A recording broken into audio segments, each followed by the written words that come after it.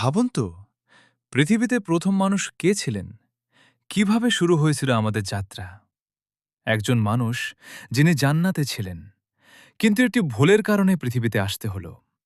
আজ আমরা শুনব হজরত আদম আলাহিসাল্লামের হৃদয়স্পর্শী গল্প। আল্লাহ তাআলা যখন পৃথিবী সৃষ্টি করলেন, তিনি ফেরেশতাদের বললেন, আমি পৃথিবীতে একজন প্রতিনিধি সৃষ্টি করব। ফেরেশতারা অবাক হয়ে জিজ্ঞেস করলেন, এমন কাউকে সৃষ্টি করবেন যারা সেখানে ফাসাদ করবে? আল্লাহ বললেন, আমি যা জানি তোমরা তা জানো না।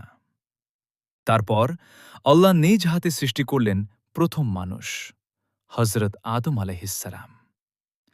তাকে দিলেন জ্ঞান, শিখালেন সব কিছুর নাম। এরপর আল্লাহ ফেরেশতাদের আদেশ দিলেন, আদম আলাইহিসসালামকে সম্মান করে সেজদা করো। সব ফেরেশতা সেজদা করল, কিন্তু একজন করল না।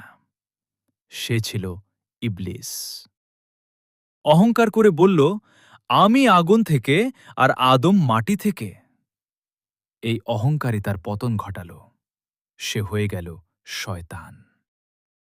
এরপর আদম আলাইহিসসালামকে জান্নাতে রাখা হল, আর তার সঙ্গী হিসেবে সৃষ্টি হল হাওয়া আলাইহিসসালাম।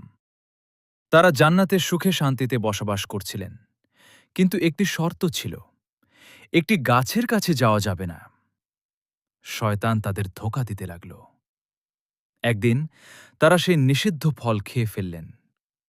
তারপরেই তারা বুঝতে পারলেন তারা ভুল করেছেন। লজ্জায় তারা নিজেদের ঢাকতে লাগলেন। আল্লাহ বললেন, তোমরা পৃথিবীতে নেমে যাও। এভাবে শুরু হল পৃথিবীতে মানুষের জীবন। আদম আলাইহিসসালাম ও হাওয়া আলাইহিসসালাম খুব কষ্ট পেলেন। তারা আল্লাহর কাছে কাঁদতে কাঁদতে তাওবা করলেন, হে আমাদের রব, আমরা নিজেদের প্রতি জুলুম করেছি। আল্লাহ তাদের তাওবা কবুল করলেন। এরপর শুরু হল নতুন জীবন। আদম আলাইহিসসালাম মানুষদের শিখালেন কিভাবে আল্লাহর পথে চলতে হয়। এই গল্প আমাদের শেখায়, মানুষ ভুল করতেই পারে, কিন্তু সবচেয়ে বড় হল আল্লাহর কাছে ফিরে আসা।